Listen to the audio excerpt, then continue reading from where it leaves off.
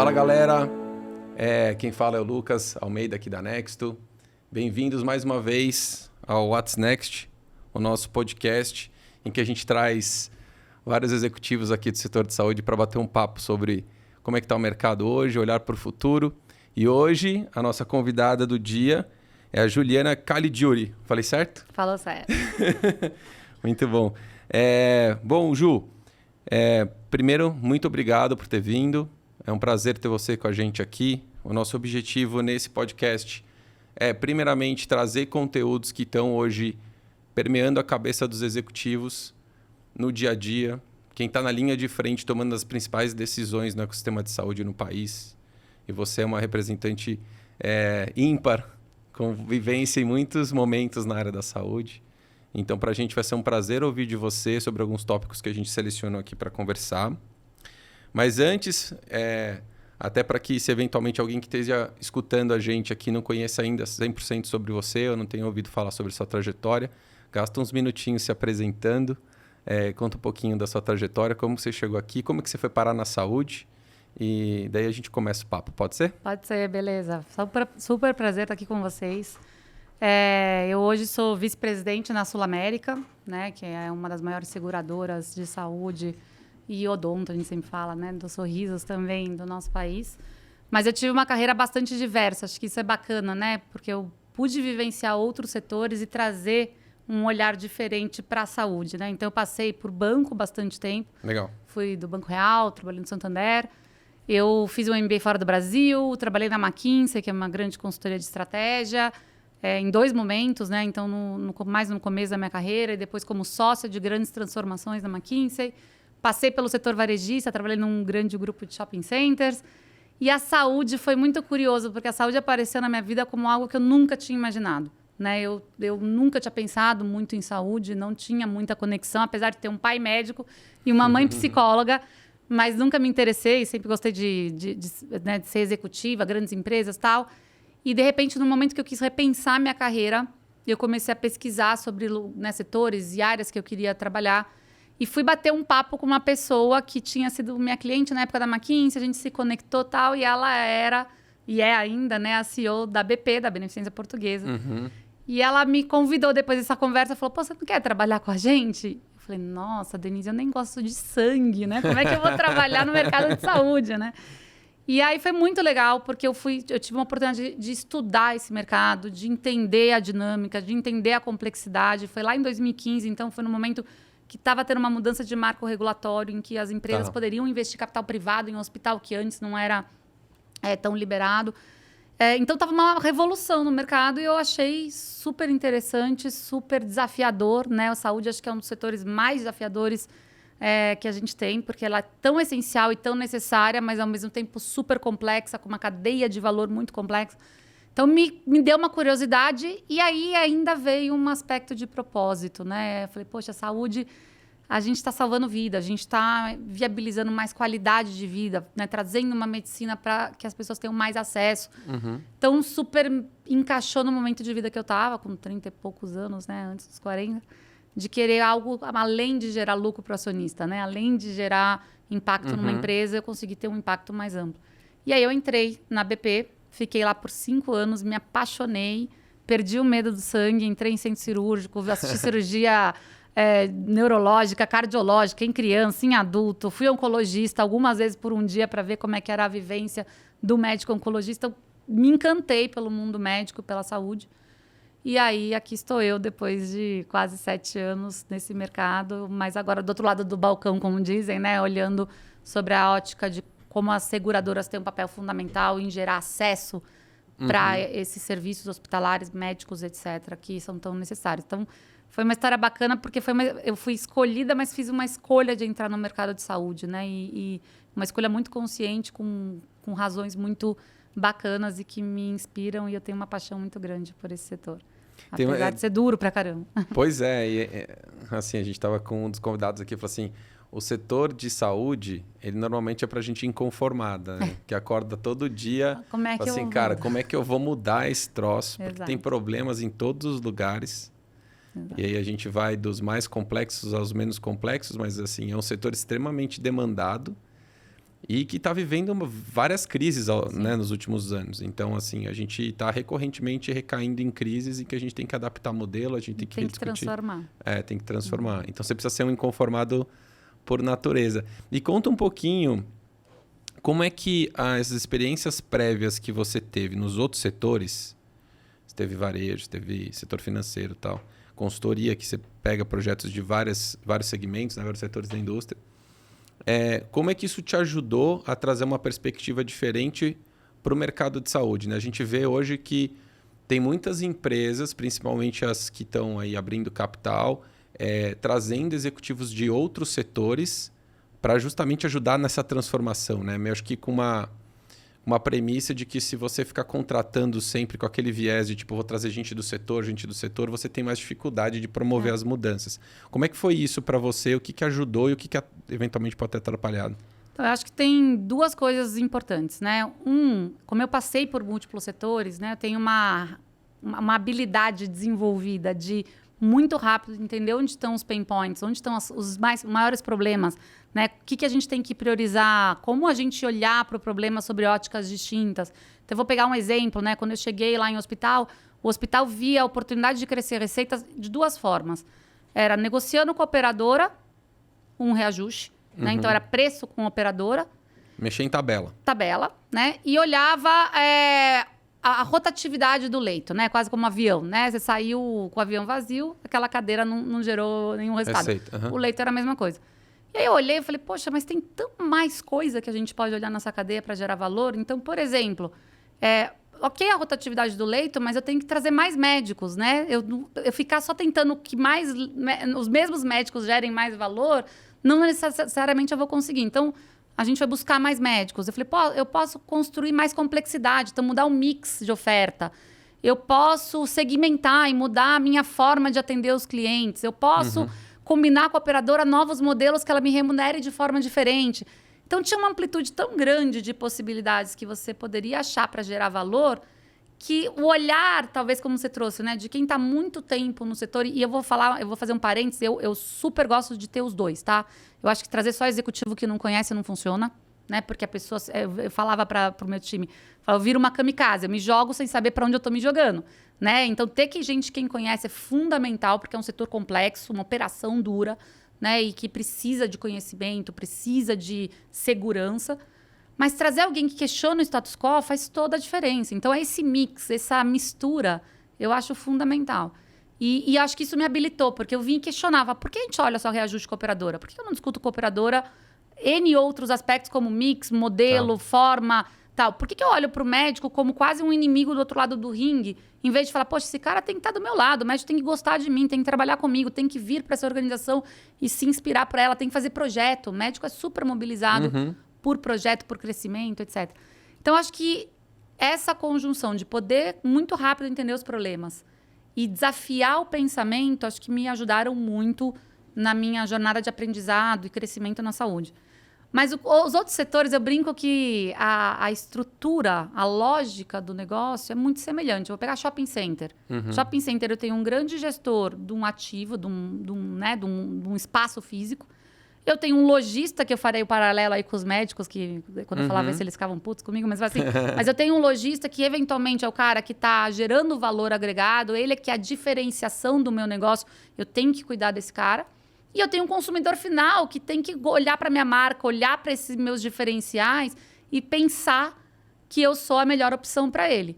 É a mesma lógica de um hospital. Você tem um grande ativo gerido por um grupo hospitalar, você tem os médicos que são quem de fato entregam um serviço e geram um valor agregado, e você tem um consumidor final que precisa fazer aquela escolha. A única diferença é que eu tenho ainda um plano de saúde, nesse caso, que aí no mundo de shopping eu não tenho esse paralelo. Sim. Então, se você pensar, todas as indústrias têm paralelo. Você pegar assim, uma manufatura, um hospital, muitas vezes é uma linha de produção. Você tem que ter giro rápido de leite, você tem que limpar rápido o centro cirúrgico, você tem, né? Ele é uma linha de produção. Então, tem vários paralelos que você consegue fazer com outras indústrias, obviamente respeitando a essência, né? Nós estamos falando de saúde, a essência é muito importante, né? Você não pode tratar como uma linha de produção, né? Você tem que tratar como um lugar que você está cuidando de gente. Sim. Mas você pode raciocinar como uma linha de produção para achar oportunidade de desenvolver solução. Eu posso raciocinar como um shopping, falar, poxa, como é que eu gero valor para aquele meu parceiro que tem, né, que está aqui dentro da minha instituição trabalhando comigo? Como é que eu atraio o meu consumidor final? A mesma coisa vale para a seguradora. Eu trabalhei em banco, né? Tem um monte de paralelos de banco com seguradora, até porque são mais próximos, mais semelhantes. Mas você tem um mercado de varejo, né? Que você tem uma força de venda comercial espalhada, você tem a gestão de risco, você tem um olhar financeiro, você tem que fazer um equilíbrio financeiro e gerar sustentabilidade. Então, assim, eu acho que essa amplitude que eu tive de carreira me traz vários padrões, várias soluções, várias formas de olhar para um problema sobre diferentes óticas que super eu consigo aplicar no mercado de saúde. O que eu aprendi muito, e aí acho que eu brinquei, né, que eu fui no centro cirúrgico, fui médica e tal, eu tive que criar sensibilidade, né? Que a sensibilidade do mercado de saúde eu não tinha, né? Então, é um paciente, é uma família com dor, é uma pessoa que está descobrindo que vai ter uma doença para o resto da vida. Né? Eu tive um momento muito bacana que foi... Eu pensava a experiência do paciente, né? Customer experience, todo mundo fala, patient experience. Eu pensava que era, a gente tem que demorar menos no check-in, check-out, a gente tem, né, uma cabeça mais processual. E eu pude ir para a Cleveland Clinic assistir um evento de patient experience e eles falaram a experiência do paciente quando ele descobre que ele vai morrer de uma doença, ou que ele vai ter que conviver o resto da vida com uma doença, ou que ele vai sofrer por conta daquela doença. Esse é o momento da verdade do paciente, não é o check-in, o check-out. Óbvio que ninguém quer ficar 30 minutos parado numa sala de espera, mas isso não vai marcar a vida dele, vai marcar aquele momento. E é o médico que fala, e é a enfermeira que cuida, e é essa turma que tem que estar preparada para olhar a experiência do paciente. Isso mudou a minha forma de olhar para a saúde. Né? E ter vivido experiências com médicos me fez perceber que a gente não pode se tratar como uma linha de produção ou como um shopping. A gente pode aproveitar esse conhecimento, mas a gente tem que ter uma sensibilidade muito maior, que é com a vida das pessoas que a gente está mexendo. E isso acho que faz toda a diferença na saúde. Putz, nossa, a cabeça começou a ferver aqui, porque você falou sobre momentos da verdade, né? E na saúde, assim, é cheio, né? Você tá sempre, assim, é o momento que tá... Quando alguém tá, principalmente num hospital, é um momento em que... Ou existem muitos momentos em que você tá ali numa situação de ameaçar a vida. É o momento que você tem o maior engajamento da pessoa, de todos os familiares. Do entorno todo. Então... Putz, muito e legal. De muita vulnerabilidade, né? A pessoa fica completamente vulnerável, né? E ali precisando que alguém resolva para ela. Né? A pessoa perde a capacidade de tomar decisão sobre a própria vida e fazer o que ela acha que tem que fazer. Então, olha a responsabilidade que nós do setor de saúde temos, né? De a gente está tomando decisões e mexendo com a vida de pessoas que perderam, né? Estão completamente vulneráveis e perderam sua capacidade de tomar decisão sozinho. Muito legal. Eu acho que... E aí, assim, você agora, tendo do outro lado da mesa, né? Assim, enquanto operador, você ter tido essa vivência na área da prestação de serviço, ali na ponta, calibra muito bem, né? Essa visão como executivo. Muito legal. Eu fiquei pensando num ponto aqui, que você falou assim, eu tive que criar sensibilidade. Eu tive que ir para o centro cirúrgico... eu me expus a situações das linhas de cuidado de um hospital, de uma clínica, para entender o que é de fato estar ali na ponta. E aí me colocou numa situação em que eu consegui me apropriar do arcabouço que eu já tinha de experiência, de informação, num contexto totalmente diferente, que eu precisava entender a vulnerabilidade do momento ali, das pessoas e tal. Sim. E como é que é o inverso? Porque assim, aí imagina, você está vindo com uma outra bagagem e as pessoas... vivem nesse mundo e você tem que falar assim, gente, beleza. Só que tem um outro mundo aqui em que a gente precisa repensar, transformar, a gente precisa ser mais eficiente. E como é que foi a receptividade, né? Como tem sido, de uma forma geral, na saúde, os profissionais mais tradicionais sendo confrontados com esses novos paradigmas, com essas discussões sobre, você sempre acreditou que você estava fazendo a coisa do jeito certo, mas será? Isso foi muito curioso. Tem algumas passagens que são emblemáticas para mim, né? Eu acho que, num primeiro momento, assusta, né? Eu ouvi muito quando eu cheguei no hospital, o pessoal falou, nossa, a Denise é louca. Como é que ela traz uma pessoa que não conhece, não tem relacionamento com ninguém no mercado, não conhece o mundo médico, não conhece... E a gente ouvia muito isso. E aí eu tive um momento que eu fui na primeira reunião com a comissão médica do hospital. E aí me apresentaram, falaram, Juliana, tá vindo do mercado de varejo, foi já banco e tal, não sei o quê, e shopping center e tal. E o médico virou e falou assim, o que você veio fazer aqui? Desfilar? Aí eu falei, não, eu vim te surpreender. E aí foi aquele momento, assim, porque, né, imagina... E aí... Boa resposta, né? A resposta foi boa, mas eu tinha que provar, né? É. E aí a gente começou a trabalhar junto. E o que eu fiz? Acho que eu tive essa sensibilidade que eu acho que quem vem de fora tem que ter. Você tem que ser empático. Claro. Você não pode chegar olhando e falando, eu sei tudo, ou vocês estão errando há muito tempo e tal. Então, o que eu acho que foi uma sensibilidade boa foi o olhar de, deixa eu entender, deixa eu ir lá com esses médicos. Então, o dia que eu fui a primeira vez no centro cirúrgico, foi um dia quase histórico no hospital. Começou os médicos a mandarem WhatsApp falando... A diretora comercial está aqui no centro cirúrgico, tal. Porque eles não tinham vivido essa experiência de ver alguém, talvez, genuinamente, de uma área bem comercial, né? Nada a ver com o dia a dia deles, genuinamente querer conhecer e entender o que eles faziam. Uhum. E aí eu tomei um café com esse médico depois de um tempo, né? E é um médico super tradicional da BP, que eu gosto muito até, mas era bem difícil, né? Bem questionador. Eu tomei um café com ele e ele falou, você já me surpreendeu. Então, foi muito legal, porque eu acho que eu consegui, com sensibilidade e empatia, me conectar e mostrar que eu estava interessada em genuinamente aprender e entender. Por outro lado, quebrar os paradigmas. Por que o gestor de saúde tem que ser distante dos médicos? Por que a gente se coloca em lugares diferentes do ringue se a gente está remando no mesmo barco? Né? Por que a gente não vai lá entender os problemas que os médicos vivem, por exemplo, para solucionar? Então, a minha cabeça era assim, eu quero ouvir o médico, eu quero ouvir os gestores, eu quero ouvir o time, eu quero ouvir a seguradora, que é minha contratante, eu quero ouvir os clientes, para poder montar o cenário, entender qual é o espectro de problemas e desafios que eu tenho e propor solução para todos esses players. Uhum. Né? E a gente fala muito de gestão de stakeholder, mas a gente faz pouco isso, né? A gente normalmente olha só por um olhar, Eu brinco que se você descrever essa garrafa que está aqui na nossa frente, provavelmente você vai descrever completamente diferente de mim. Um, porque a sua perspectiva, de onde você está olhando, é diferente. 2, porque a sua forma de raciocinar vai ser diferente. 3, porque você vai estar vendo nuances que eu talvez não estou percebendo. Então, eu acho que essa abertura para o novo, mas com interesse genuíno de conhecer, entender, e em vez de criticar e questionar, construir sobre aquilo, né? Eu falava muito para as pessoas, eu não vim aqui para destruir o que vocês fizeram até aqui, jogar tudo fora e mudar tudo. Eu vim aqui para pegar essa plataforma, essa base e tentar fazer ela ser muito melhor. Esse caminho ser muito mais ágil, muito mais para frente. Então, acho que isso foi me ajudando a quebrar o momento inicial de olhar como ou não vai dar certo, ou ela é uma ameaça, vai transformar, vai destruir tudo que a gente construiu até aqui. E eu acho que nesse momento foram tendo mais executivos que foram chegando e isso foi, né, criando um ambiente mais propício ao novo. Perfeito. Né? Por outro lado, eu tinha um time, por exemplo, que conhecia muito tecnicamente. E isso me dava muita segurança. Porque quando eu viajava às vezes, falava, não, vamos fazer tal coisa. Eles falavam, Ju, não vai dar certo. Bota o pé no chão. Né? Calma, né? Ou vamos fazer, mas não é bem assim. Esse time me ajudou muito a ancorar também sobre uma sustentação. Porque, de novo, senão eu estava pulando no escuro, né? Eu não estava dimensionando o tamanho do risco exatamente por não ter vivido aquele mercado. E ter começado em hospital foi muito legal. Porque hospital é onde é tudo muito urgente, é Exato. muito tensionado, né? É muito... Por exemplo, em seguradora, eu vivo muito menos a angústia ali do paciente, a vivência da doença, tal. No hospital você vive, você está ali, né? E aí eu consegui olhar e ter um pragmatismo, uma velocidade para fazer as coisas que eram urgentes, mas também me distanciar um pouco dessa urgência e falar como é que a gente pensa o médio prazo, porque senão só pensa a curto prazo. Claro. Né? E acho que esse talvez seja o maior desafio para os gestores que estão há muito tempo no mercado de saúde.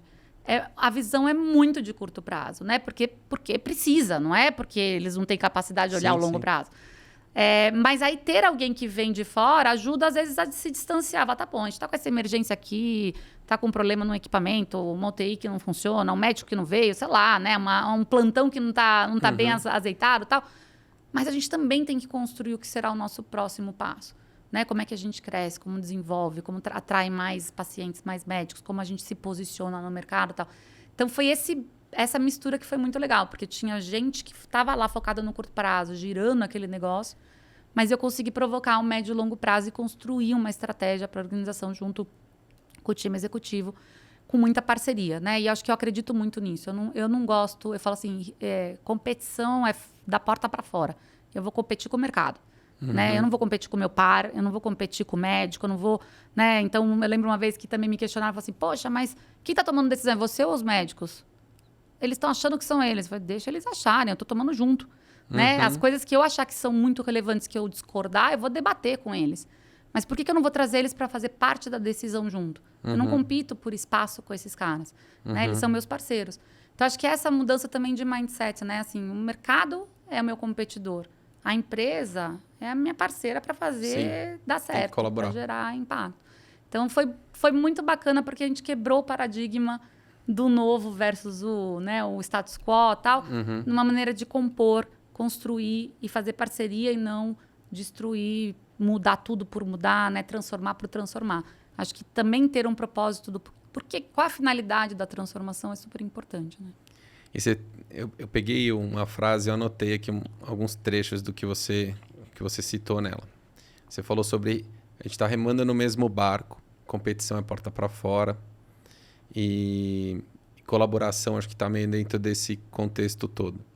E aí a gente sabe que, cara, mercado é mercado e nem sempre as pessoas e as empresas estão colaborando da forma como talvez poderiam ou deveriam. Precisam. Então. E existe, e você teve do lado de hospital, agora está do lado de operadora, e existe uma questão muito grande que se discute de novos modelos de remuneração, colaboração, melhorar a relação entre prestador de serviço e fonte pagadora, ou mesmo operadora. E assim, a gente entrevistou muita gente aqui que é otimista em relação a esse ponto, fala assim, não, acho que a gente está caminhando para novos modelos, a gente está tendo abertura para discutir melhor, a gente não está mais numa visão de só sentar e discutir tabela, a gente está de fato olhando o paciente de uma forma mais integrada, a gente está tentando colaborar com o prestador de serviço para compor um monitoramento mais constante dessa carteira. Tem gente que fala, putz, tem gente que tem essa cabeça, mas na hora de implementar tem uma dificuldade, que fala, puta, eu vou investir para melhorar a qualidade da minha carteira e hoje é muito fácil essa carteira migrar de uma operadora para outra, aí eu faço um investimento, mas não consigo, porque no final do dia a gente como executivo tem que justificar, o P&L tem que parar de pé também, e depois a gente vai falar um pouquinho disso. Mas assim, como é que é a tua visão hoje sobre como é que a cadeia está integrada, se a gente está, de fato, caminhando para um lugar em que a gente vai, de fato, colocar as diferenças um pouquinho de lado, vamos pendurar ego, convicção pessoal e alguns interesses muito particulares, específicos lá de fora. Vamos tentar discutir saúde na mesa aqui. A gente tenta caminhar para um caminho que talvez seja mais saudável para a cadeia, para o mercado como um todo e, no final, para o paciente. Eu acho que eu tenho uma visão pessimista e otimista desse tema. A pessimista é que eu acho que a teoria da saúde, né, a teoria que é necessário mudar, que é necessário construir algo de mais longo prazo, que é necessário ter modelos mais sustentáveis, que é necessário pôr o paciente no centro. Essa teoria, ela é toda muito clara há muitos anos. Né? Eu acho que a saúde não se discute temas novos já faz muito tempo. Ela fala sempre das mesmas coisas porque tem uma teoria muito clara. Né? E aí é o lado que eu sou pessimista. A execução é muito lenta. Né? Por N razões. Não é porque as pessoas não querem fazer, ou porque tem uma assimetria de conhecimento, falta entendimento de fato dessa jornada do paciente. Vou dar um exemplo. Né? O paciente vai lá e faz um procedimento cardiológico. Né? Ele faz põe um stent, ele eventualmente faz uma cirurgia e tal. Quem monitora se ele está em casa fazendo dieta, caminhando, tomando remédio? Quem garante que esse paciente está se cuidando para ter uma recuperação dessa cirurgia bem? Ninguém hoje. Né? Ninguém olha de fato. Aí você fala, poxa, mas faz todo sentido, né? Deveria, né? É um tratamento de um paciente. Você quer curar uma doença, você quer gerar saúde. Não é só aquele procedimento que vai ser suficiente. Mas aí, como é que você gera valor nisso? Como é que você monetiza? Então, para mim, o dilema da saúde é que ele tem uma teoria muito clara, ele tem um entendimento, o mercado tem um entendimento do quais são as soluções, mas essas soluções são difíceis de executar, elas são de longo prazo e elas não geram valor no curto prazo. E aí vem a dicotomia, né? Deveria se olhar para a saúde como um mercado de longo prazo. É um mercado que você, né? Eu provoco sempre quando eu converso com o investidor, eu falo, cara, se a gente pensar trimestralmente na saúde, a gente mata esses negócios. Porque você não tem evoluções trimestrais tão rápidas. Uma pessoa não se cura do câncer num trimestre. Né? Um hospital não consegue virar, né, uma operação muito mais rentável, muito rápido.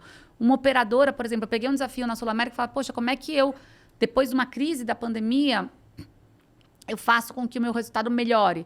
As alavancas são longas, a carteira roda de maneira longa, tal. Então, esse é o dilema. A gente olhar a saúde com soluções de curto prazo, dificilmente a gente vai mudar. E é o que tem acontecido. Né? A gente fala da teoria de médio e longo prazo, a gente tem clareza do que tem que ser feito, mas o resultado e os desafios do curto prazo não permitem uma maior velocidade de mudança. Então, esse é o meu lado pessimista, né? Eu acho que é muito duro fazer essa mudança. Qual é o lado otimista? Ele vai parecer pessimista, mas não é. Eu acho que a gente está tão numa crise sistêmica nesse setor, né? A gente, pós-pandemia, foi um setor muito mais impactado pela pandemia, acho que de qualquer outro setor, porque ele era... O coração da pandemia está na saúde, né? O que a gente falou de uma doença que criou uma ruptura na forma de operar a saúde de maneira tão profunda que o sistema precisa se reinventar. E eu acredito que são em grandes crises que as empresas, as pessoas, né, e o sistema se reinventam. Então, eu vejo com otimismo nesse sentido. Eu acho que se não se reinventar, a gente corre o risco de todo mundo morrer abraçado, né? E eu acho que é um setor tão essencial e fundamental, tanto público quanto privado, né? A gente tem que no Brasil falar disso. A gente, né, no Brasil tem um olhar meio paternalista, né? De que o sistema de saúde tem que ser universal e para todo mundo, tudo para todo mundo o tempo todo, etc. O que na teoria, eu falo no mérito, faz todo sentido, né? Mas não tem funding, mas né? Não tem financiamento, você não tem recurso para fazer isso. Né? Nem no público, nem no privado, mas o privado ainda ajuda a ter um pouco mais. Né? O privado é quem traz a viabilidade do sistema público hoje, que não seria viável se tivesse toda a população sobre um guarda-chuva público. Então, eu falo que eu acredito que vai ter mudança, talvez não na velocidade ainda que a gente gostaria ou não completa, mas vai passar por uma transformação porque precisa, senão não vai se sustentar. Né? A gente está com um momento muito difícil. Né? As operadoras, né? A gente vê ali dados da ANS, tá, muitas operadoras ou insolventes ou com problemas graves de geração de valor. E são negócios, a gente não pode esquecer. Né? Elas precisam gerar valor para reinvestir, para sustentar suas estruturas, para sustentar seu crescimento. Os grupos de prestadores também com desafios muito grandes, também sentindo. Né? A pandemia causou uma desorganização nesses... Imagina, você está ali tendo que atender um monte de pacientes de Covid e tal, e as pessoas que estão no faturamento em casa, e você controlar o seu fluxo e tal. Foi uma loucura para os prestadores também. E teve mudanças importantes no comportamento de médicos e pacientes que se digitalizaram, né? Que entraram no mundo digital, que também muda esse status quo. Então, minha visão otimista é que o sistema ele não tem mais opção se não se transformar. Talvez não com os caminhos mais românticos, né? Vamos... Né, construir prevenção e promoção, tal, etc., que eu acho que tem que fazer passos nessa direção. Mas é difícil pelo tema da monetização, da geração de valor. Mas eu acho que em caminhos mais pragmáticos, como, né, modelo de remuneração, equilibrar um pouco mais essa simetria de conhecimento, né, a gente olhar, né, para o paciente de maneira mais ampla, com dados. Né? Então, acho que isso provavelmente vai conseguir dar passos mais largos. Então, eu estou... pessimista porque eu não vi até hoje a execução acontecer, mas otimista porque eu acho que se não acontecer, a gente tem uma grande chance de ter. A gente vai ser empurrado por forças externas para isso de qualquer forma. Não tem opção. Ju, você tocou num ponto aqui que eu nunca tinha debatido antes com ninguém. E foi muito legal essa visão. Eu anotei aqui sobre parte da jornada do paciente hoje, ela não tem muito bem um responsável pelo cuidado. Então, você comentou, é ele, né? É o paciente que tem que ser responsável. Mas dele muitas vezes não é, Não tem nem compreensão. E vamos tentar entender também a realidade nossa de adesão ao tratamento de um paciente pós-período agudo, quando ele desinterna ou ele deshospitaliza, é baixíssimo. É baixíssimo. E é baixíssimo no mundo e aqui no Brasil ainda é pior. Sim. Então, assim... e aí você falou assim, tem um desafio de como é que as empresas se posicionam com uma solução para isso, porque, por exemplo, uma estrutura hospitalar que está acostumada... Perdoe o pessoal que trabalha no hospital, mas assim, está mais orientada hoje a tratar a doença. O agudo, né? O problema. Exato, é isso, é o modus operandi. Então, assim, depois que a pessoa sai, né? Você estava falando com a Lilian ontem, e ela estava falando isso, esse é o desafio, assim, como é que a gente vai além da porta? Né? De entrada ou de saída? Como é que a gente olha? E faz sentido, a gente deveria estar lá, não deveria? A gente agrega essa responsabilidade. E esse gasto para dentro da companhia, porque a gente acha que isso daí é certo, porque faz faz sentido do ponto de vista... Monetiza, Mas como é que você... Porque tem que ter retorno, Você tem que capturar valor investimento. no final do dia, né? Então, como é que você captura valor em relação a isso? Porque... E do outro lado, a operadora fala, pô, legal, faz sentido, reduz sinistro, não reduz, é importante, mas... Cara, quem é que vai cuidar dessa fase? Né? Então, assim... E como você mede esse valor ao longo do tempo? Por isso que eu acho que o mercado de saúde é tão complexo. Essas perguntas todas que você fez, a gente tem poucos modelos no mundo que estão conseguindo, ou eu arriscaria dizer que eu não vi ainda um que conseguiu de maneira efetiva transformar, monetizando e gerando valor. Porque, de novo, são empresas privadas que precisam da geração de valor para se sustentar ao longo do tempo. Não é, os malvados querem lucro, tal. Não é nesse sentido. Você manter um hospital tem um grau de investimento bizarro. Sim. Né? Imagina as redes hospitalares têm 10, 15, 20, 80 hospitais. São milhões e milhões de reais para manter aquele hospital funcionando. Né? Aquele monte de hospitais funcionando. Né? Você, uma seguradora, tem que investir em dado, inteligência, analytics, canal digital, jornada. Isso demanda dinheiro. Né? Então, tem que gerar valor para conseguir refinanciar e continuar evoluindo. E aí, esse é o grande dilema. Eu não conheço, né, estudei bastante isso em outros países e tal, um lugar que não seja a saúde pública, que aí sim a geração de valor é diferente, a necessidade de geração de valor é diferente, que está tentando fazer isso, para entrar na Inglaterra, né? Todo mundo está sempre como exemplo, também não é perfeita, também não acertou, mas talvez seja mais evoluído. Mas você não tem um lugar no mundo que conseguiu fazer gestão de saúde populacional, prevenção e promoção em escala. Porque acho que esse é outro ponto, escala. Como é que você escala algo que você precisa de gente para fazer? Você precisa de enfermagem, você precisa de médico, você precisa, né, do monitoramento do paciente. Não adianta botar uma pessoa leiga para ligar para o paciente e falar: e aí, você tomou o seu comprimido branquinho hoje? Não é isso. Né? Você precisa engajar esse paciente naquele cuidado. E talvez o resto... Eu sou hipertensa desde os 20 anos. Eu acordo e tomo um remédio, eu vou dormir e tomo um remédio. Eu tive essa consciência que se eu não fizesse isso, eu ia durar menos anos na minha vida. Mas quantos brasileiros têm essa consciência? Não é? Como você disse, o Brasil não tem essa cultura. A gente só cuida quando está doente, quando está doendo, quando está com, né, um problema grave. Né? A maioria dos homens nem gosta de ir no médico, né? As mulheres ainda vão mais porque tem parto, filho, etc. Os homens, às vezes, passam a vida, o cara não quer ir no médico, tem medo do médico. Não, né? Meu pai brincava, não, quem procura acha, então é melhor não procurar, né? Eu falo, pai, mas se tá aí, tá aí, né? Se acha porque tá lá, né? Precisa resolver, né? Então, acho que a cultura nossa é uma cultura ainda do cuidado só quando dói, só quando tem um problema grave.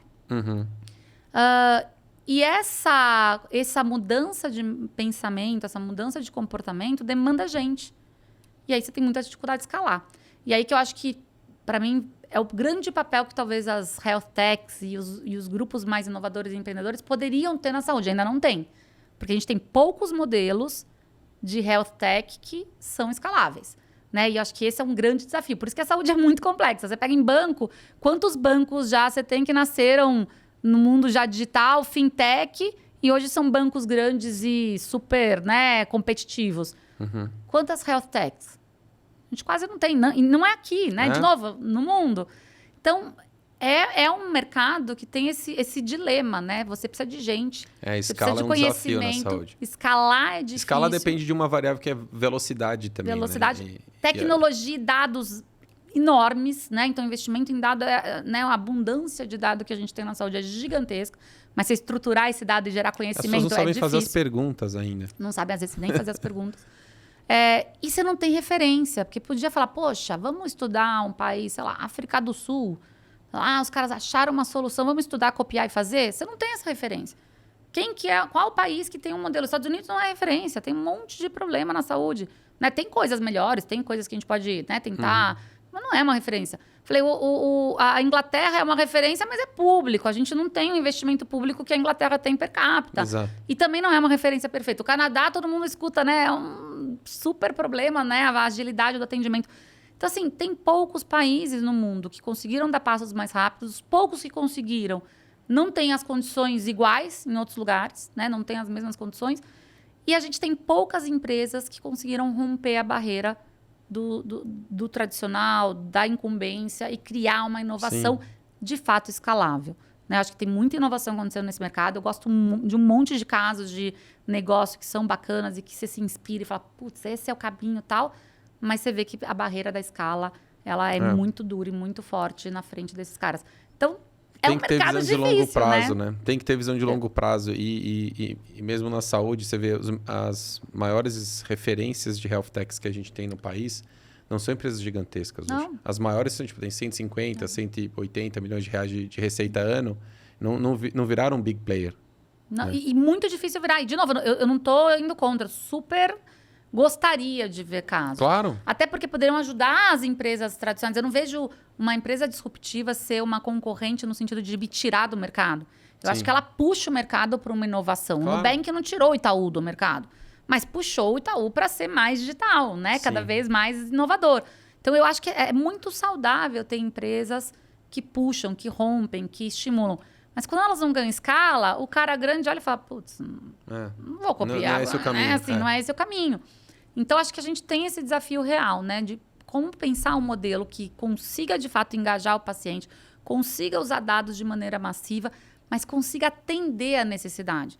Porque eu descobri que o cara precisa andar e se alimentar e tomar, né? Por exemplo, eu tomo um atenolol uma vez por dia. Ok, legal. Mas como é que eu faço esse cara fazer isso? Né? E se comprometer com o cuidado dele. Como é que eu faço um cara que fez uma cirurgia de joelho fazer a fisioterapia? Porque as pessoas acham que vão fazer a cirurgia de joelho, de coluna, e no dia seguinte tô novinho em folha. Não, são meses que você tem que ter uma disciplina espartana para se recuperar. Como é que a gente garante que essas coisas aconteçam com escala? E aí eu acho que a tecnologia pode ter um papel fundamental de né, inteligência artificial, etc., de conseguir ajudar, mas a gente está muito longe de conseguir um engajamento do paciente no seu próprio... Paciente não, da pessoa, né? Porque a gente fala paciente, a pessoa às vezes nem se sente doente, né? Eu não me sinto doente, eu tenho uma doença, mas não me sinto doente. Mas eu tenho que me engajar, porque senão eu vou ficar doente. Essa pessoa precisa estar fazendo parte do modelo, por isso é importante centrar nas pessoas. Mas muito difícil fazer. Sim. Muito difícil. Você tocou nesse ponto de escala, né? E a gente já está na saúde tem uns 4 anos. Dentro dos 12 anos de empresa que a gente tem 4 anos que a gente está focado no setor de saúde. E para a gente, um dos grandes desafios não é entrar no setor, provocar e conseguir ter os early adopters ali que vão lá, vão testar e tal. O desafio é, beleza, depois que você tem os cases que estão funcionando, como é que você escala isso? Né? Como é que... eu acho que a gente pode entrar nisso depois, mas existe uma barreira grande ainda que a gente tem que transpor, que é, beleza, como é que eu tomo a decisão enquanto executivo de adotar uma inovação que precisa escalar para o meu negócio? Por mais que eu tenha todos os resultados, tudo bonitinho, cara, ainda tem muita resistência de fato, isso daí virar um projeto em escala. A gente conseguiu alguns já, mas assim, ainda mais os grandes grupos que às vezes a decisão é muito hierarquizada. Sim. E aí assim a gente tem no setor de saúde invariavelmente uma figura que a liderança ainda ela advém da liderança técnica médica, não necessariamente virou um gestor de fato, então ele concentra muito decisão, porque o médico foi ensinado na faculdade a tomar o risco sobre a decisão. Sozinho, né? Então ele quer centralizar e ver tudo. Então tem instituição super relevante aqui que eu vejo que tipo, os fundadores, os médicos lá, eles olham nota fiscal por nota fiscal. Até hoje. Então, assim, o negócio... Aí você não escala, né? Porque você vai ter 2 pessoas que estão fazendo tudo, as 2 pessoas têm limite do que elas são capazes de fazer, né? Exato. E tem um ponto aqui que eu queria trazer para você contar um pouco para a galera também. Vocês deram um passo importante enquanto Sul América, isso é público, o mercado todo já ficou sabendo. E a turma lá da Nexto ficou sabendo, também ficou mó feliz. Que bom! Porque a gente é cliente Sul América. Sem fazer jabá aqui, mas a gente é cliente Sul América e o pessoal ficou todo animado.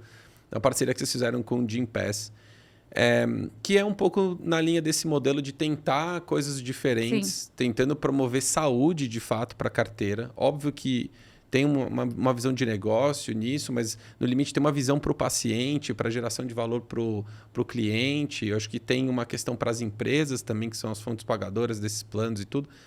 Como é que foi? Da onde veio esse insight de vocês? Como começou essa discussão? E qual que são as premissas que estão por trás ali? O que vocês estão querendo testar com essa iniciativa? Acho que já aproveitando, então, Jabá, falando um pouquinho da Sul América, que eu acho que vale, né? Porque esse contexto faz diferença, né? Acho que a Sul América sempre buscou ser uma seguradora, né? Uma operadora de saúde, uma seguradora que tivesse à frente, né? Que inovasse, que buscasse uma qualidade ainda maior, uma experiência do cliente ainda maior. Foi uma das primeiras a criar uma jornada digital num aplicativo, né? A ter uma telemedicina em escala. Então, foi uma empresa que sempre buscou inovação e pensar diferente, que tinha uma compreensão... apesar do dilema do investimento ser muito alto e você, às vezes, não colher o fruto desse investimento, por exemplo, de prevenção e promoção, em que você reduz, sim, sinistralidade ao longo do tempo, mas talvez aquela pessoa já não está nem na sua carteira mais, ela buscou seguir nesse caminho, né, achar soluções que pudessem complementando o seu core business, né, o seu negócio principal, que é fazer gestão de risco, né, o mutualismo, né, gerir o dinheiro de múltiplas pessoas para que elas possam ter acesso à saúde, ela foi buscar também inovar. E aí a Gympass veio, né, uma provocação aí entre Gympass e Sul América. Poxa, a gente podia fazer uma parceria, alguma coisa legal e tal, que seria, né, disruptivo nesse mercado. E a gente estava com um conceito, né, de como é que a gente ajuda as pessoas a cuidarem melhor da sua saúde física, mental, financeira, não ficar só, né? A gente tem produto de asset management, vida e previdência, tem saúde, tem odonto. Então, como é que a gente integra esse nosso portfólio, que de uma certa forma vem para cuidar dessas 3 saúdes, né? A física, a emocional e a financeira. Como é que a gente entrega isso de maneira tangível, né? Então, estava essa busca, esse pensamento, como é que a gente, de fato, faz algo diferente. E aí, a Gympass entrou nessa conversa e a gente pensou nessa parceria que acho que tem um objetivo, gerar um benefício concreto para os nossos clientes. Então, os clientes da Sul América têm uma exclusividade de um benefício, só a Sul América tem hoje com a Gympass, e que gera uma diferenciação. Então, o pragmatismo do negócio, né? A gente espera vender mais, atrair mais clientes e ter mais pessoas comprando o nosso produto, porque vem na gente algo diferente, diferenciado. Mas, junto com isso, a gente falou, poxa, a gente vai estimular um hábito saudável, que é fazer exercício, né? E esse hábito saudável pode virar lá na frente um benefício real financeiro. Óbvio que essa conta é super difícil de fazer, né? Vai levar muitos anos para a pessoa fazendo ginástica 2, 3 vezes por semana, ter uma vida mais saudável e, portanto, lá na frente usar menos os recursos de saúde no momento, né? Usar só no momento necessário, não de maneira... Não é imediato. Mas a gente falou, poxa, mas faz todo sentido. Então, eu gero uma diferenciação de curto prazo, eu gero, né, uma experiência para o meu cliente melhor, eu gero para ele um benefício financeiro real, um cashback real, né? A Gympass, se a pessoa for 2 vezes na academia por 6 meses, 2 vezes por semana, por 6 meses, a gente devolve o que ela pagou de Gympass, então é um cashback, mas também mirando nesse olhar de médio e longo prazo, né? Que vai ser super desafiador medir. Por isso que tinha que ter o equilíbrio, né? Tem benefícios de curto, tem uma visão mais de médio e longo. Então, como executivos, a conta foi assim, cara, para isso parar de pé, vamos entender que isso vai gerar uma diferenciação comercial, mas tem um benefício de médio e longo prazo que a gente não consegue medir, mas assim, faz todo sentido. E essa, acho que é a sacada que talvez a gente precisa ter na saúde, né? Eu preciso de um benefício de curto prazo para conseguir ter dinheiro para investir, ter né, uma remuneração para o acionista, né, um desenvolvimento do meu negócio. Eu preciso pagar essa conta. E aí a nossa alavanca é posicionamento de marca, venda, né? Vender mais e reter mais clientes. Um cliente mais feliz, né? Como vocês estão lá com a gente, vocês ficaram mais felizes, a chance de você depois mudar para outra, como dizem no mercado congênere, né? Uma outra operadora, seguradora, vai ser menor. O risco é menor. Sim. Então, esses foram os objetivos tangíveis. Os intangíveis são: tô cuidando melhor da minha carteira, tô gerando mais saúde, tô criando hábito, que eu acho que é o mais difícil. Eu tenho uma curiosidade, quando eu estava no mundo de shopping, que ser humano é muito de hábito, muito de hábito. Então, a gente fazia, por exemplo, você tem um corredor e você faz uma expansão do shopping. Fala, crio mais um, né, na linha reta, não precisa nem mudar de lado. Tá. Na linha reta, eu crio uma área nova. E, normalmente, os shoppings fazem o quê? Eles mudam o piso, né? Para você saber onde a área nova e a área antiga. Então, você tem uma diferença no piso, na iluminação mais moderna, tal, não sei o quê.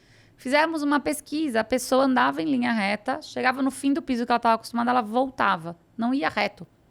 Porque o hábito das pessoas é ver aquelas lojas, ver aquele... Caramba. Chegou naquele circuito, ela voltava. Então, o shopping leva anos para conseguir popular a área nova, porque as pessoas não mudam o hábito. Olha que coisa bizarra. Nós estamos dando né, um lugar mais bonito, mais iluminado, com mais loja melhor e tal. Anos, às vezes, ainda mais se for virando a curva, outro andar, tal, aí anos mesmo, para conseguir mudar o hábito. Então, o que a gente está tentando com a Gympass é isso, é mudar o hábito. É falar, poxa, vai lá e faz exercício, mas tem que ser com rotina, frequência. Eu perdi 22 quilos nos últimos anos. Parabéns. E foi mudando o hábito. E eu levei 2 anos para conseguir ter o hábito de andar todo dia e me exercitar. 2 anos. Eu não assim, por 2 anos tinha que ser algo que eu parava e falava, eu tenho que fazer, eu tenho que fazer. Igual escovar os dentes, né? Eu preciso Exatamente. fazer. Uma hora vira, né? Uma hora vira escovar o dente que você nem lembra, né? Você já escovou, você nem percebeu que você escovou, né? Mas você tem que criar o hábito, né? Eu brigo com as minhas filhas um monte. Escova o dente, passa desodorante, porque elas têm que criar o hábito, né? Elas estão ficando mocinhas, precisam criar. Não tem, criança pequena não tem o hábito tão intenso. Escovar o dente sim, né? Mas os outros não. Então, assim, essa criação de hábito foi o que a gente mirou na Gympass. Como é que a gente muda? E, óbvio, vai demorar pra caramba. Se eu alavancasse todo o meu resultado nisso, não ia haver resultado. Mas a aposta foi, me cria um diferencial, cria um burburinho no mercado. A minha marca fica reconhecida como uma marca que traz inovação.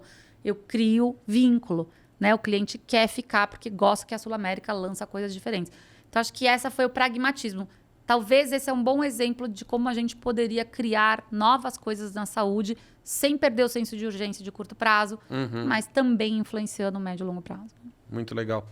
Antes da gente fazer o convite formal para você estar com a gente hoje, a gente estava falando um pouquinho sobre... acho que um pouco que a visão meio consolidada do mercado tem sobre os movimentos que acontecem de reajuste no setor de saúde. Sim. Né? A gente tem aí, sei lá, acho que mais do que uma década vivendo reajustes no setor de saúde, que a gente chama de inflação médica, de uma forma mais geral, assim, muito acima da inflação econômica média, né? E as pessoas, às vezes, atribuem deliberadamente a entes específicos qual é a responsabilidade sobre o que está acontecendo. Então, você falou um pouquinho sobre mutualismo, né? Gestão de carteira. Você tem um bolo de dinheiro ali, você tem uma quantidade de vidas, você tem que fazer a melhor gestão de saúde possível para aquela população que está ali sob responsabilidade de vocês.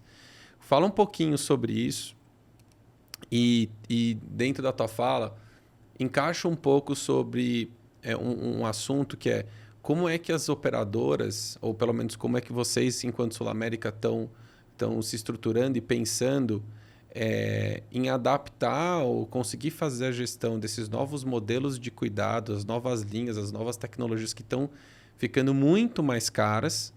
E isso, evidentemente, gera um desafio enorme, porque amanhã ou depois você passa a ser responsabilizado ou precisa pagar por um tratamento que você não tinha preparado. Que você não precifiquei. E isso afeta o P&L diretamente e assim, tem uma questão até do resultado das empresas, né, das operadoras de saúde. E muitas vezes elas estão assim, ela é o grande vilão ali que está reajustando e tal. Então fala um pouquinho sobre isso, porque eu acho que você tem uma visão muito clara sobre isso. E eu acho que tem muita gente que não entende ainda muito bem, da galera que ouve, tem empreendedor, tem gente de saúde, tem gente que trabalha no setor, mas não entende da dinâmica do negócio. Do negócio ou do lado do segurador, né?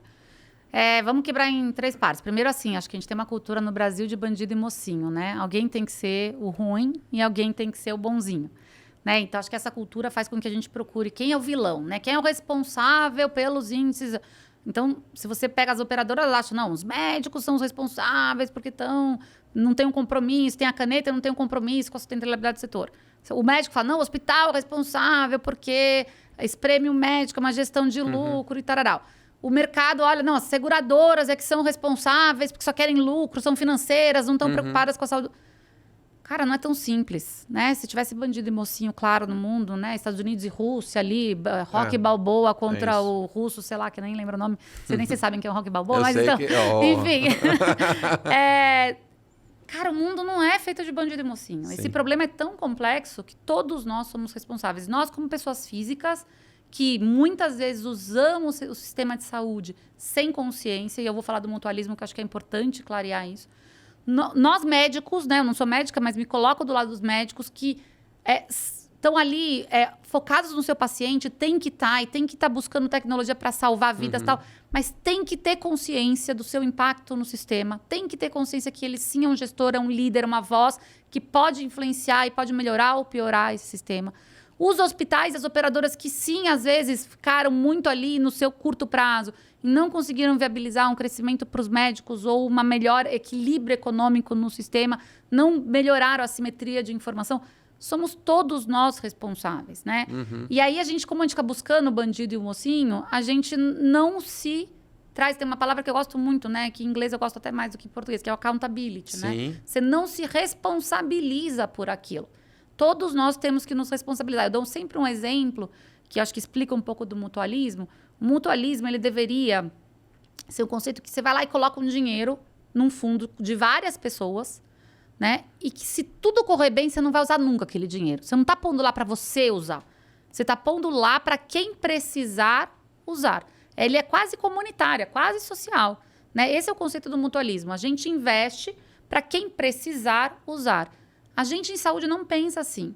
A gente paga o plano de saúde, sei lá quantos reais por mês, por anos, e a gente pensa que é quase uma poupança, né? Eu estou pagando um plano de saúde para ter uma poupança, a hora que eu precisar eu uso tudo que eu quiser. E aí eu pego o meu exemplo pessoal. Eu tive 3 filhas. Uma foi nos Estados Unidos e 2 no Brasil. Nos Estados Unidos eu tinha direito a um ultrassom no segundo tri para ver a translucência nucal, se tinha alguma coisa genética, que era com tal. 12 semanas. Você quer ver pezinho, mãozinha, se tá virado, se tá olhando para cima, se é loiro, se é branco. Cara, você paga. Você paga, é do seu bolso. Aqui no Brasil, minhas outras 2 filhas. Um ultrassom por mês, no último mês 4, né? Porque afinal você vai 4 vezes no médico e ele tá lá com o ultrassom já do lado da cama. E já faz. Não é necessário. No dia do parto da minha primeira filha, a médica pôs a mão na minha barriga, mexeu, tá virada, parto normal, vamos embora. Ela não fez ultrassom para ver. No dia do parto das minhas 2 outras filhas, era ultrassom, um monitor sei lá o quê, barará, todo o aparato. Isso custa caro e é desperdício, porque ele não é necessário, ele não dá mais segurança para o bebê, ele não aumenta a segurança da mãe, ele não é necessário. Então, esse uso, né, excessivo dos recursos de saúde, quando não são necessários, eles corroem o sistema de mutualismo. Porque você está usando quando você não precisa. As seguradoras precificam, e a discussão de precificação em seguradora é muito dura, porque você precifica pelo comportamento passado. Você não sabe quais são as tecnologias que vão ser lançadas no futuro. Então, você está olhando e falando, olha, nos últimos anos, essas tecnologias, esses tratamentos, eu precifico aqui, considerando que vai ter esse aumento no número de pessoas com câncer, vai ter esse aumento de cardiovascular, mas vai diminuir, sei lá, joelho, tá? E a gente vai lá e fica tentando ver a tendência. Uma conta super complexa. Super. Né? Nós estamos falando de milhares de centenas de... primeiro, por faixa etária, por pessoa, por sexo, por não sei o quê, por doença, é um monte de variável. Super difícil de precificar. Você vai lá e precifica. Aí vem uma nova tecnologia que custa 2 milhões o medicamento por pessoa. E aí você não consegue saber quantas pessoas vão usar. Os médicos, né, às vezes prescrevem para as pessoas que são o caso ali provado que vai ter benefício, mas também para o caso que ele tem dúvida que talvez vai ter o benefício. De novo, eu não estou culpando o médico. É difícil. Você quer dar para o seu paciente alguma alternativa. Que médico quer falar para o paciente, desculpa, não tem mais nada para fazer? É horrível. Eu vivi essa experiência passando um dia com um oncologista. A dor da mãe ouvir que um filho de 21 anos vai morrer de câncer no cérebro é algo assim, é a dor mais dilacerante que você está causando, apesar de ser a culpa sua, né? A doença não é culpa do médico. Mas ele, naquele momento, está causando aquela dor. Sim. Eu lembro de estar vendo a mãe esmurrava a parede. Eu passei 2 horas chorando à noite, compulsivamente, sem conseguir me controlar dessa emoção. Nossa. Os médicos aguentam uma emoção que a gente não tem noção como gestor. Então, esse cara, ele está lá pressionado a dar uma solução.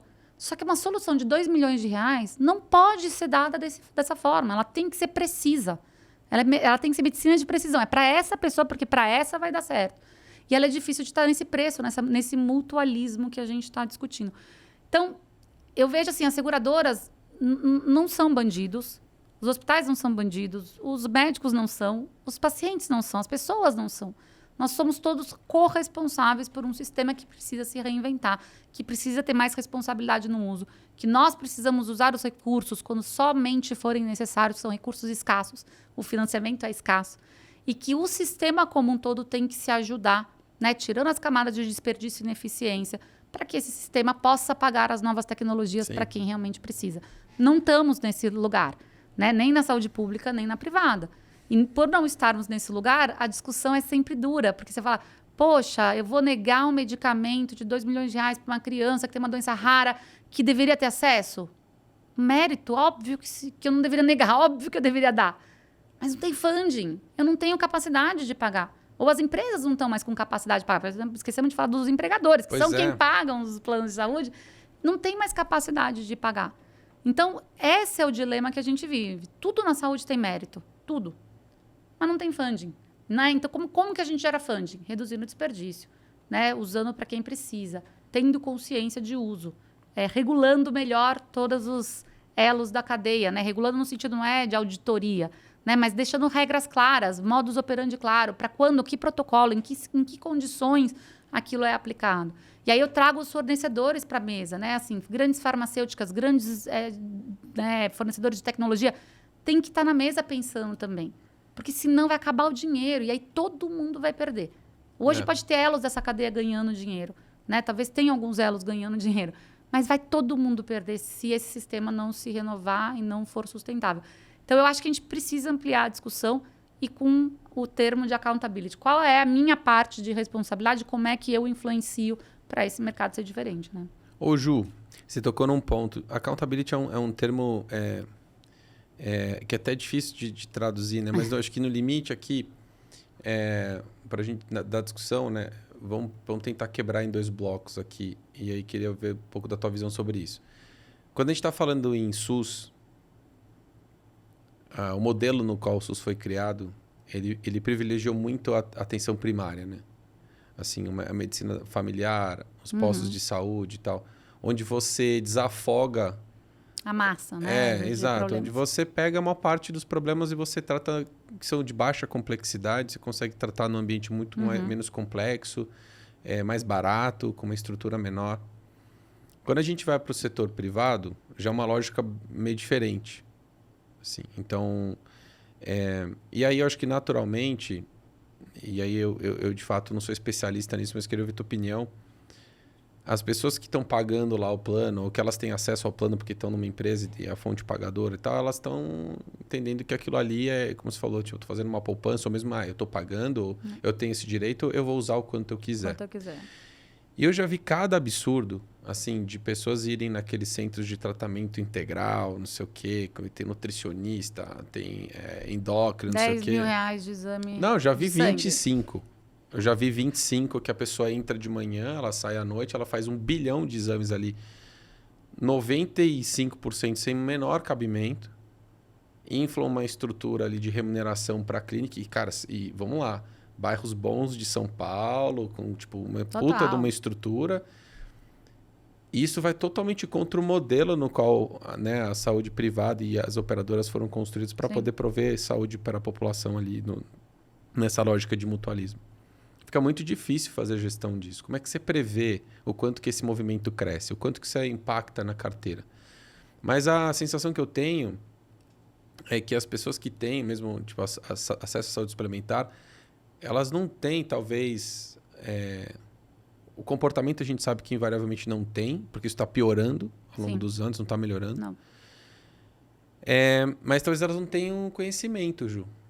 E como que a gente resolve isso na prática, né? Porque assim, cara, enquanto eu estou no modelo do fee for service ali na ponta, foda-se, estou bilhetando. Desculpa a expressão, mas assim, eu estou bilhetando, tá entrando aqui, porta tá aberta. Sim. Para mim é receita, estou atendendo, tem que manter corpo clínico, estrutura física, etc. Vamos, bota para dentro. Mas enquanto operadoras, é desesperador esse troço. Total. Né? Total. Como é que a gente conscientiza, como que a gente devolve para essas pessoas, assim, pô, tem que ter consciência. Tudo bem, é uma responsabilidade conjunta. Mas ninguém está se responsabilizando. No final do dia, vocês estão pagando a conta. Sim. Por isso que eu falo muito eu gosto do termo da responsabilização, accountability, qualquer que seja o termo que a gente use. Acho que a gente falha muito como saúde em comunicação, principalmente com o usuário final. Até porque, por ser um setor visto, né, como ruim ou malvado, ou que não quer pagar, né, quer tirar o meu direito, né, eu tenho direito a usar o plano e tal, a gente tem um receio, às vezes, de falar. E precisa falar, porque é isso, a pessoa não tem informação. Vou pegar um exemplo até mais simples do que esse da nutricionista, etc. Que assim, de novo, eu perdi 22 quilos. Não tem milagre. Fecha a boca, faz exercício. Tem gente que precisa de uma medicação para ajudar, tem outras que conseguem ter mais disciplina. Come alimento de verdade. Cara, você não precisa de 20 exames, você não precisa de 70 exames, você não precisa de 200 exames para descobrir que você tem que comer balanceadamente, você tem que fazer exercício, você tem que ter disciplina com ajuda ou sem ajuda de alguma medicação, acabou, né? Assim, esse é o absurdo, mas a pessoa nem pensa. Ela acha, ela quer uma solução mágica. Eu falo sempre isso para minhas filhas. Eu falo, não tem solução mágica, meninas. Não tem assim, eu tenho uma síndrome de preguiça, eu vou tomar um remédio, não sou mais preguiçosa. Preguiça se vence, né? Você vai todo dia estudando e fazendo, e né? Levanta todo dia da cama e vence, né?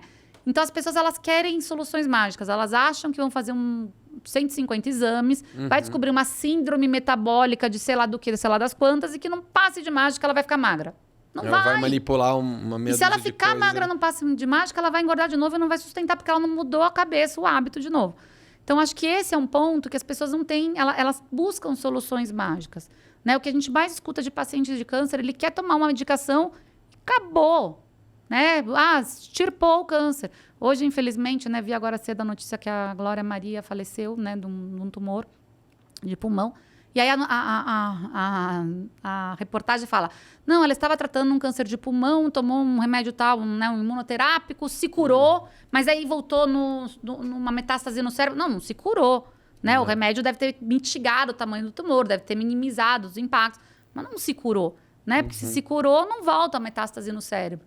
Então, você vê como a desinformação é coletiva. A gente não sabe que soluções mágicas, que, infelizmente, na sua grande maioria, quando a gente fala de saúde, não existem, né? E aí, eu acho que a gente comunica mal, a gente tem dificuldade de explicar os conceitos, porque eles são complexos, né? Explicar atuarial, cálculo de preço, o mutualismo. Precisa, você acha? Então, a gente tem que achar jeitos fáceis de explicar, né? E aí, por exemplo, vou pegar um exemplo que é mais simples, que é a história do recibo para o reembolso. Tá.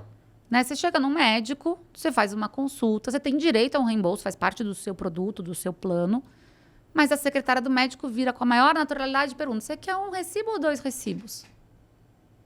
Isso é fraude, mas as pessoas não entendem, porque é tão natural a pergunta, é tão normalizada, é tão comum, que a pessoa não se conscientiza. E a gente não fala, é fraude. Quebrar 2 recibos de uma consulta só é fraude. E não pode ser feito. E você está cometendo um crime. E a pessoa, se souber disso... eu tenho certeza que muitas vão... Porque elas conscientemente não querem cometer um crime. Mas como elas não sabem, não dói. Não, né? A consciência não vem. Eu tive um estudo com um professor de Harvard, que ele fazia uma experiência... que ele falava para os alunos preencherem... Alunos de MBA americano, né? Com regras, às vezes, e punição muito mais duras que não. Que ele falava para preencher uma prova... corrigir a prova, jogar num incinerador de papel, lá, num picador de papel, e você falar qual foi a sua nota. E as pessoas falavam e punham lá. Só que não era um picador de papel, ele pegava depois e via. 90% das pessoas mentiam. Por quê? Porque elas achavam que não iam ser pegas. Porque elas estavam informando, não brutalmente, né, que falava que tirou 10 e tinha tirado 5, tá? Mas assim, 1 ponto para cima, 7 vai para 8 e tal. 90%. Se a pessoa não tem consciência e ela acha que não vai ser pega ou punida, né? O ser humano, ele é pró fazer o errado. E olha o perfil das pessoas, né? Que estavam participando do super experimento, formadas, né? E etc, etc. Esqueci o nome dele, Dan alguma coisa, esqueci o nome dele, mas super vale depois olhar, é bem curioso esses estudos que ele faz. E aí você fala, poxa vida, a pessoa que está quebrando o recibo e não sabe que é uma fraude, ela não tem a peso da consciência. Se ela souber, ela não faz. Muitas não fazem. Vai ter os que fazem, mas muitas não fazem. A gente não fala. Tem que falar, tem que nomear. Então, a gente está falando.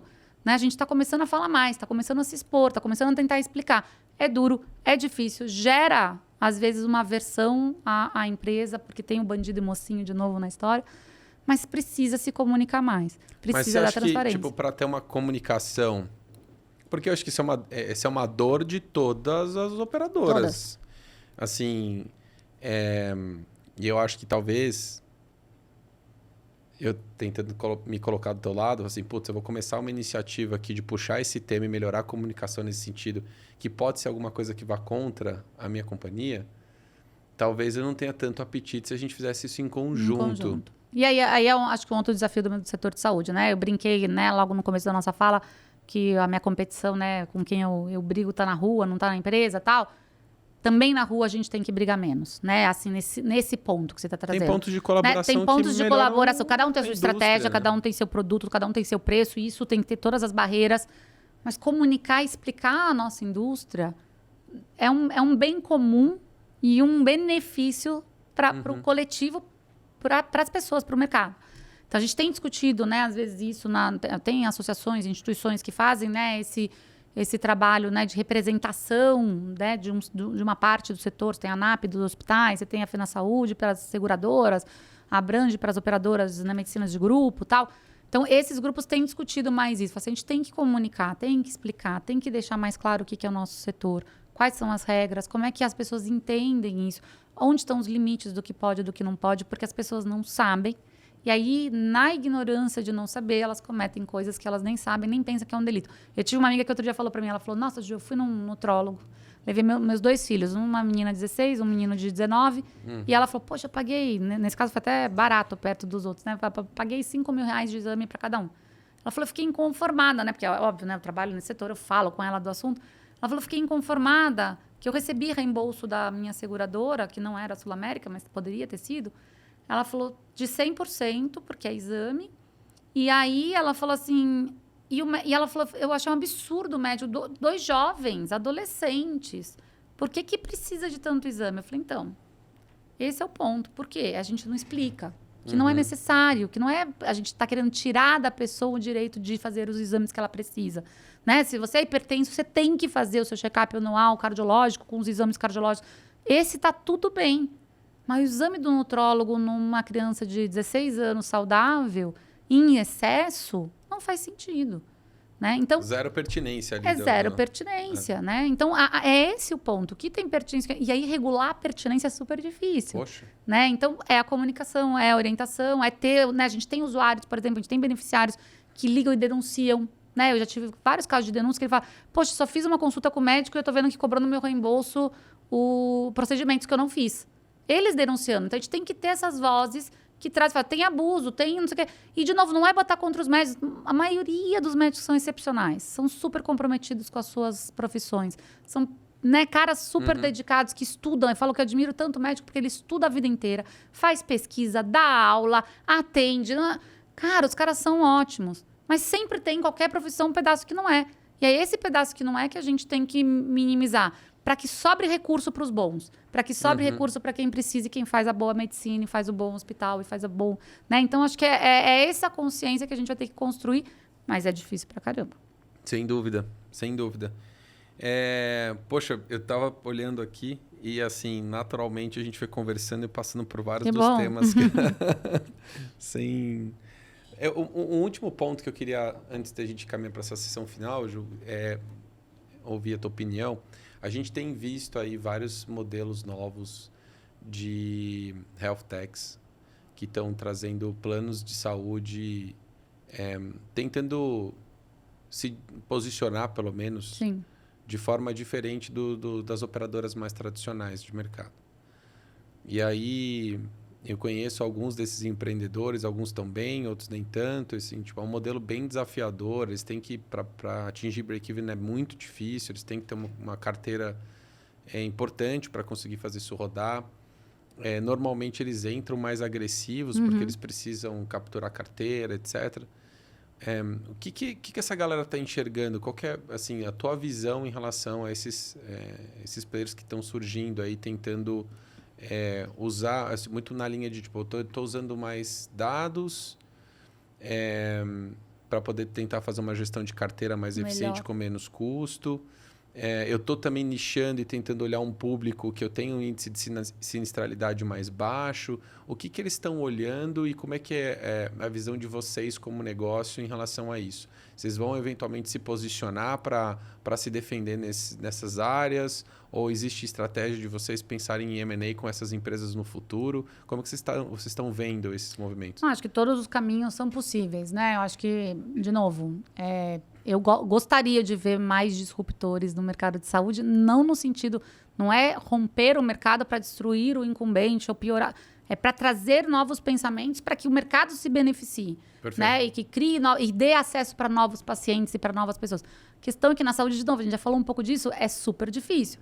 Né? Então, hoje eu vejo poucas desses modelos de operadora que estão conseguindo ultrapassar a barreira da escala, que é necessária para você negociar melhor com os hospitais, para você comprar melhor medicamento, que é necessária para você conseguir financiar a sua tecnologia. Né? Você tem os fundos lá, pondo dinheiro e tal, mas essa fonte seca, a gente sabe disso. Né? Começa a não dar retorno, seca. Né? Secou, né? E está secando, está cada vez mais seca, né? Então, acho que tem um grande desafio de fato, conseguir criar uma tecnologia, um conhecimento e usar o dado, né, que é massivo, etc., para gerar valor, para que você consiga escalar. O que eu vejo? Né? A saúde você pôs para dentro, né? Como você falou, você vai ser agressiva. Eu poderia comprar mercado hoje. Chegar e falar, putz, Sul América vai vender com 50% de desconto. Talvez eu dobraria minha carteira, né? Mas vai ficar essa carteira o resto da vida. Eu não vou corrigir. Porque eu não vou conseguir dar 50% de aumento no outro ano. Sim. E 50% de desconto do meu preço target quer dizer que eu não estou precificando o custo de saúde que vai ser necessário para eu pagar ao longo do tempo. E aí eu vou carregar um preço, um ticket mais baixo, com um custo de saúde, como a gente já discutiu, que anda a passos rápidos, né? Mais rápidos do que a inflação real. Até a gente falou disso, eu esqueci de fazer esse ponto.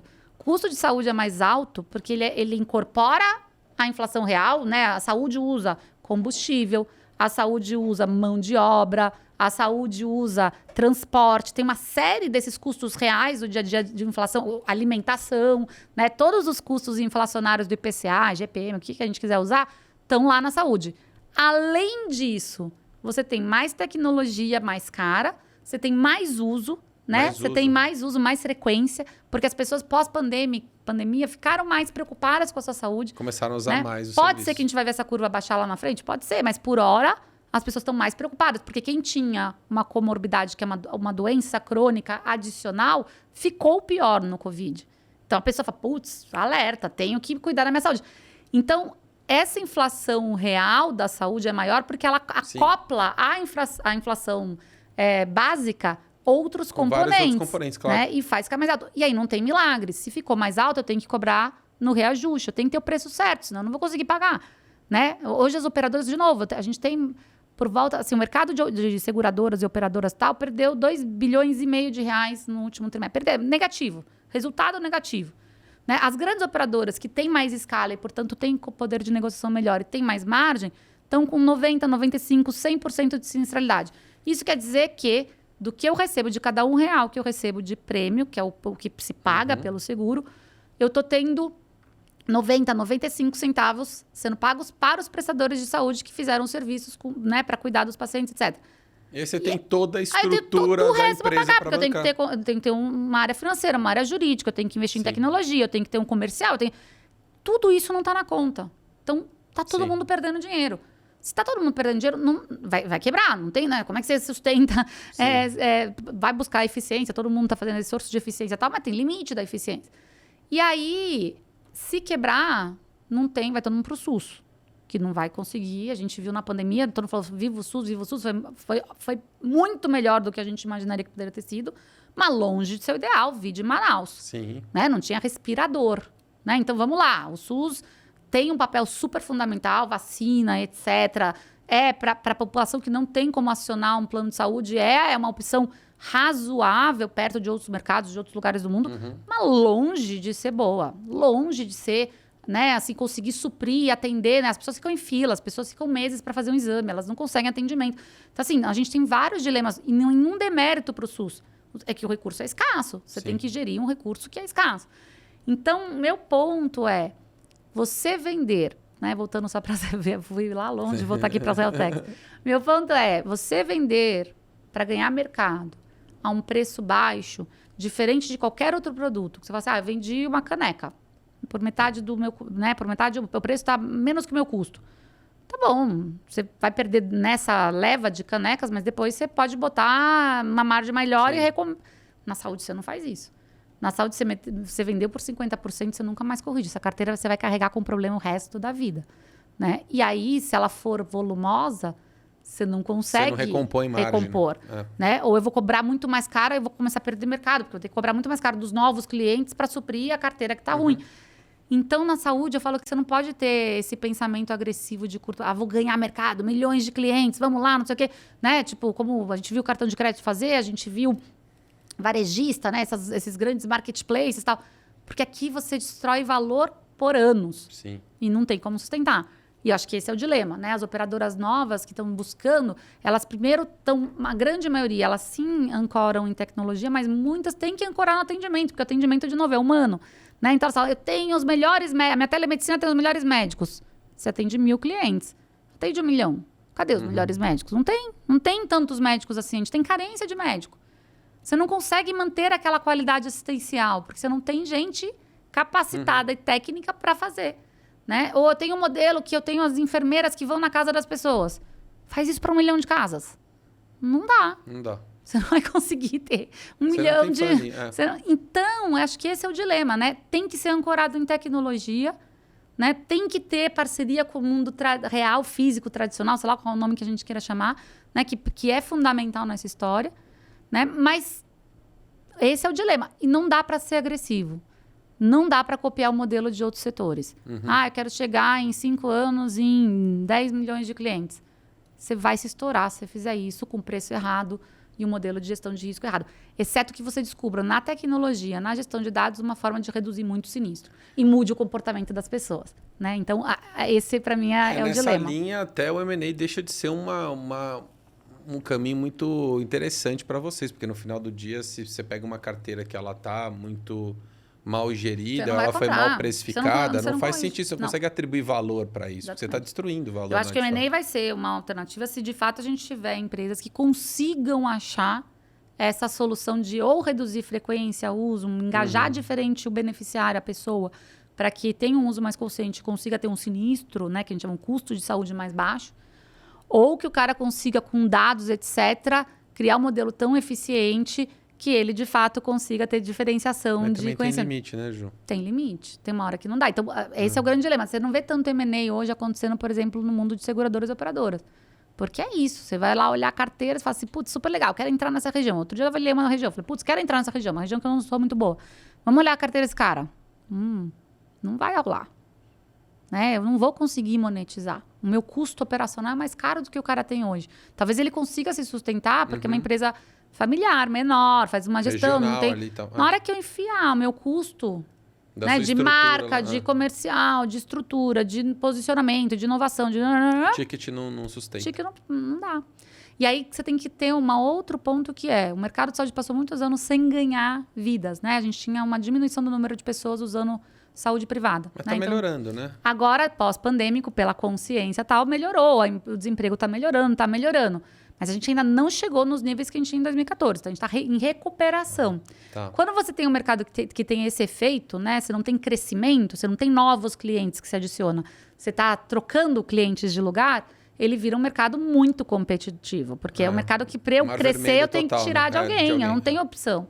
Né? Então, esse é outro dilema. Né? Eu comprar, fazer M&A, ou é numa região que eu não estou e que eu não tenho market share e tal... Ou eu vou estar comprando uma carteira que eu estou só tirando porque não teve crescimento, não tem geração de valor adicional. Então, esse é um desafio. Eu acho que se a gente começar a ver essa curva se acelerar de crescimento, né? Então, torcendo aqui para o Brasil entrar numa maré melhor de economia, numa fase melhor de economia. Não estamos, né, com tanto otimismo, mas né, a torcida sempre acontece. Independente de governo, de nada. A gente tem que torcer pelo Brasil, né? Que se der certo, todo mundo fica bem. Né, torcendo para que a gente volte a crescer como economia e país, saúde é pró-cíclico. Né? A economia melhorou, o desemprego diminuiu, cresce em vidas em saúde. A gente teria uma volta ao crescimento. E aí você tem oportunidade de lançar produto novo. A gente lançou, por exemplo, o mid-ticket, que é para estar num nível de preço menor do que a gente praticava antes. Mas mesmo assim ainda é um mar vermelho, porque eu estou me colocando num ticket abaixo, mas que tem já operadoras vendendo nesse ticket. A gente não está pegando, por exemplo, o low ticket, que as pessoas, né, têm uma condição de pagar muito menos, mas querem acesso à saúde privada. Esse é super difícil de operar. Poucas operadoras conseguiram achar um modelo, né? Então, assim, se começar a crescer de novo o mercado, acho que abre oportunidade para aí sim a gente ter modelos inovadores que vão pegar fatias do mercado que hoje não estavam acionando esse mercado. E aí pode ter uma onda de M&As ou uma geração de valor maior. No momento que a gente está hoje ainda em recuperação, com pouca tecnologia escalável, é mais duro. Eu acho que a gente vai ver menos movimentação nesse sentido. né? Mas estou com fé que a gente vai estar num momento melhor no futuro. Muito bom. Eu queria só uma dúvida aqui. Você falou um pouquinho sobre a parte da componente da inflação médica que é fora da inflação econômica real, né? Que tem a ver com tecnologia, aumento de uso, etc. Você listou alguns pontos. Qual que é o maior ofensor? Esse também acho que é um dos dilemas, né? São todos. A gente tem muita tecnologia nova e cada vez mais a tecnologia que a gente chama da medicina de precisão, a genética, etc., que são tecnologias muito caras para casos muito raros, doenças muito específicas, tal. Então, esse é um dilema, né? Você tem tecnologias novas que é ótimo, que vão, né, ajudar pessoas, mas que, de novo, o funding é complexo. A gente tem aumento de frequência. Então, eu vejo que tem mais pessoas fazendo exame e mais exames por pessoa. A gente tem uma maior preocupação. Então, as pessoas indo fazer mais exames, elas diagnosticam e também usam mais os hospitais. Então, a frequência como um todo é alta. E a gente tem todo o dilema desse custo do desperdício, da fraude, do abuso, né?